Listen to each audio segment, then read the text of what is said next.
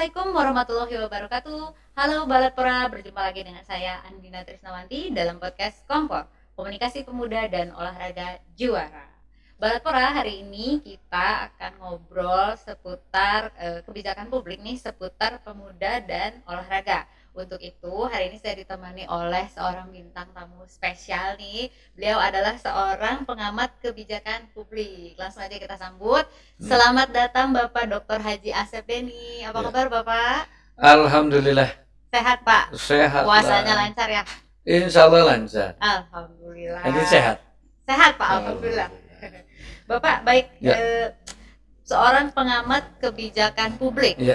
Boleh cerita dulu dong sedikit kegiatan dari seorang pengamat kebijakan publik itu apa sebetulnya? Sehari-hari saya dosen ya. Saya ngajar Oh. di beberapa perguruan tinggi lah untuk program sarjana maupun magister ya. Itu salah satunya di Setia Bandung, yang dekat ini nih, dekat Gedung Sate. Oh, Gitu. iya, iya, Di situ iya. ya di program magister administrasi publik salah satunya di situ. Yang kedua adalah aktivitas di pengurus besar PGRI ya. Khusus di kebijakan pendidikan. Yang berikutnya khusus untuk mengamati kebijakan publik, politik dan pemerintahan itu aja. Baik, luar biasa ya backgroundnya ini banget. Ya. Apa ya, berat banget nih. Nah Bapak, kita hari ini mau ngobrol soal seputar pemuda dan olahraga nih. Iya. Pengalaman Bapak dulu nih di dunia seputar pemuda dan olahraga, boleh dibagi sedikit sama Balatpora di rumah? Saya mantan wakil ketua KNPI. Oh. Iya, Kota Sukabumi pada masanya. Saya ketua Wirakarya dulu. Boleh di diceritakan Kota sedikit Sukabumi. Pak pengalaman waktu Nah. jadi. Saya ketua Karang Taruna tingkat kecamatan dari bawah. Wow, jadi ini ya relate sama kepemudaan gitu ya. Jadi itu kalau melihat pemuda itu bukan sekedar biologis ya. Jadi perspektif pemuda harus dilihat dari faktor cara berpikir ya. Kemudian bagaimana dia berperan. Yang ketiga, secara fisik dia mampu. Yang keempat adalah mampu mengembangkan diri. Yang kelima adalah mampu melakukan inovasi. Jadi itu kalau melihat pemuda tidak boleh dibatasi saja oleh umur biologis sebagaimana undang-undang, karena itu sangat terbatas sekali. Tapi yang paling penting bagaimana di akhir itu ujungnya adalah yang kelima itu tahapannya adalah memberikan inovasi. Gitu. Jadi artinya usia berapapun selama Ya. dia produktif dan bahkan memberikan inovasi Nah, buat lingkungan khususnya daerahnya gitu ya, bisa Ya. dikatakan bagian dari kepemudaan gitu ya Pak. Kepemudaan. Makanya di kebijakan publik tentang kepemudaan itu ada 3 tahapan. Tahapan pertama adalah tahapan disebutnya adalah mapping masalah kepemudaan, yaitu menyangkut tentang perencanaan kebijakan kepemudaan. Yang kedua adalah implementasi dari program kebijakan yang sudah dibuat oleh pemerintah. Yang ketiga adalah melakukan kontrol. Kontrolnya ada 2, ya, evaluasi dan monitoring. Nah ini yang harus dilakukan sehingga program itu simultan. Hal yang paling sederhana saja misalkan kalau kita mau melahirkan atlet, itu kan kita nggak boleh nyomot, nggak bagus. Maka proses itu harus dari bawah. Jadi melahirkan seorang atlet saja, misalkan maraton, maka dia harus dari usia sangat dini dipersiapkan. Di beberapa negara khusus, misalkan di Afrika, itu anak-anak usia dasar itu ya, usia sampai dari mulai usia pendidikan anak usia dini 1 sampai 6 tahun mereka sudah dilatih. Usia tingkat dasar SMP sampai SD sampai SMP itu mereka terus dipacu.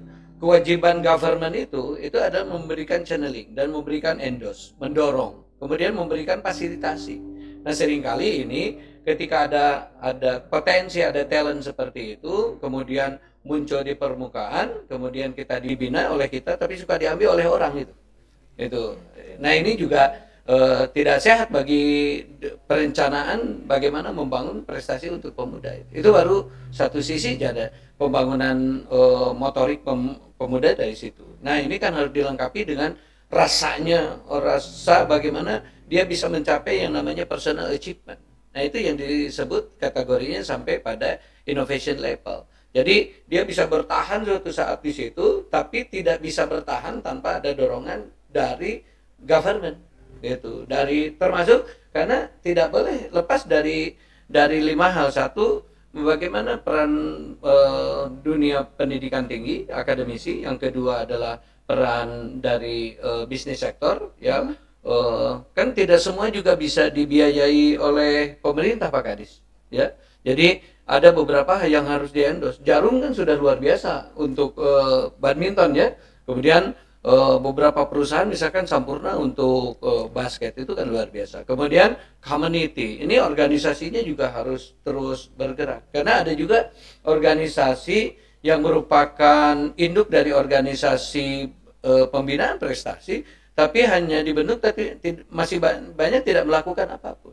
Nah, ini kan juga harus kita ingatkan, harus kita dorong. Yang keempat adalah fungsi birokrasi, gitu. Ini government. Jadi di government itu fungsinya bukan untuk mencetak, tapi bagaimana memberikan fasilitasi, memberikan moderasi, memberikan bantuan sarana prasarana, dan memberikan tadi reward bagi mereka yang bagus. Menurut Bapak nih, bagaimana government, pemerintah Jawa Barat sendiri untuk kepemudaan kita lah? Ya, kalau kita lihat dari prestasi di setiap PON saja, sebenarnya Jawa Barat sudah luar biasa. Bahkan Jawa Barat levelnya kan unggul. Sebenarnya ini kan terletak pada kebijakan. Jadi kalau dinas instansi itu adalah merumuskan tentang kebijakan-kebijakan teknis, kebijakan strategisnya kan harus diambil oleh pucuk pimpinan. Nah, pucuk pimpinannya punya keinginan enggak untuk menjadikan olahraga sebagai sesuatu yang prioritas. Karena pemuda dan olahraga itu bagian tidak terpisahkan dari pembangunan bangsa. Oleh karena itu ini harus mendapatkan prioritas dan porsi anggaran yang cukup. Kenapa? Karena disinilah kunci kebangkitan bangsa itu adanya di sini, di pemuda. Jadi hampir semua negara di dunia, misalkan Cina saja itu pembinaan atlet itu dari mulai anak usia 3, 4, 5 tahun. Itu luar biasa. Ya, sampai pada tahap tertentu itu mereka sampai achievementnya, personal achievementnya tercapai, itu benar-benar di-endorse oleh government. Nah, ini harus didorong. Jadi konsistensi untuk mendukung itu harus dilakukan terus oleh pemerintah daerah. Baik, bicara soal dukungan pemerintah daerah nih, bagaimana Bapak melihat pemerintah daerah ini mendukung kepemudaan dan keolahragaan, dan sejauh mana perkembangannya menurut Bapak pemuda dan olahraga di Jawa Barat ini, Pak?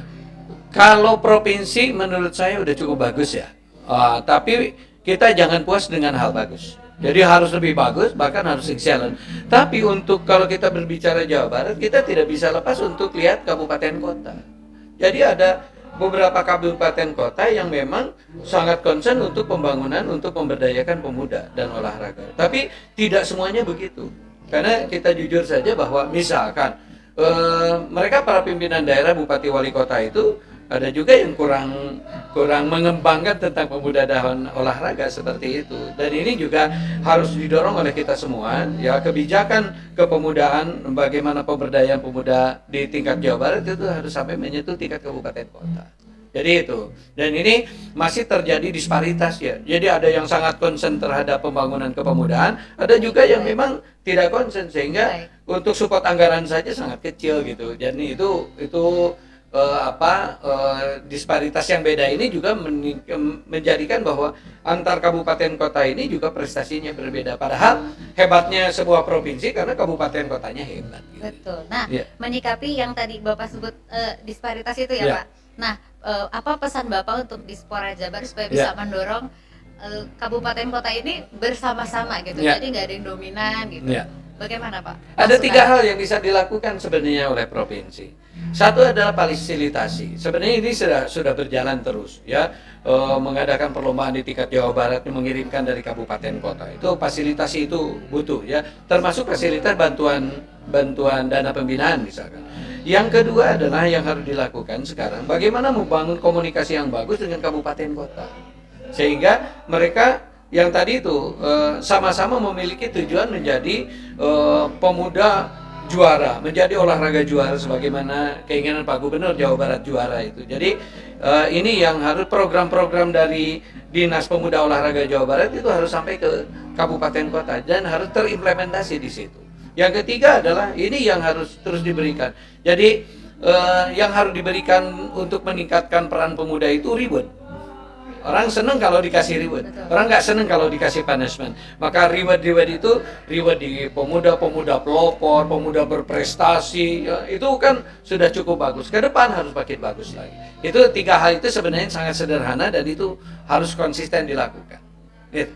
Baik, terima kasih Pak. Ya. Semoga masukannya Bapak ini bisa diadopsi Ya. oleh Dispora Jabar. Ya. Kemudian ada pesan-pesan untuk Balatpora, pemirsa kita semua di Ya. dimanapun berada. Ya, pembangunan kepemudaan bukan tugas pemerintah saja, tapi tugas kita semua. Tidak mungkin pembangunan pemuda dan olahraga di Jawa Barat tanpa dukungan semua pihak. Dukungan perusahaan, dukungan masyarakat, dukungan Anda semua, dukungan kita semua, termasuk perguruan tinggi, ya. Itu adalah hal yang mutlak bagi kita semua. Kolaborasi dan sinergi semua pihak adalah kunci keberhasilan Jawa Barat menjadi Jawa Barat juara. Terima kasih. Ya. Mantap, terima kasih Ya. sekali Pak untuk share pengalaman, share ilmunya di sini. Tentunya semoga bisa menginspirasi Balatpora di rumah dan juga rekan-rekan Dispora yang menyaksikan Ya. episode kali ini. Terima kasih sekali lagi untuk kehadirannya dan untuk Sami-sami hatur nuhun. Balatpora dimanapun berada. Jangan lupa terus dukung podcast Kompor ini dengan cara subscribe, like, dan komen di YouTube channel Dispora Jabar. Sekali lagi hatur nuhun pisan Bapak sudah Sami-sami hadir. nuhun pisan. Semoga selalu sehat dalam menjalankan segala aktivitas. Siap. Terima kasih untuk Balatpora yang sudah menyaksikan episode kali ini. Sampai jumpa di episode selanjutnya. Salam olahraga, salam pemuda.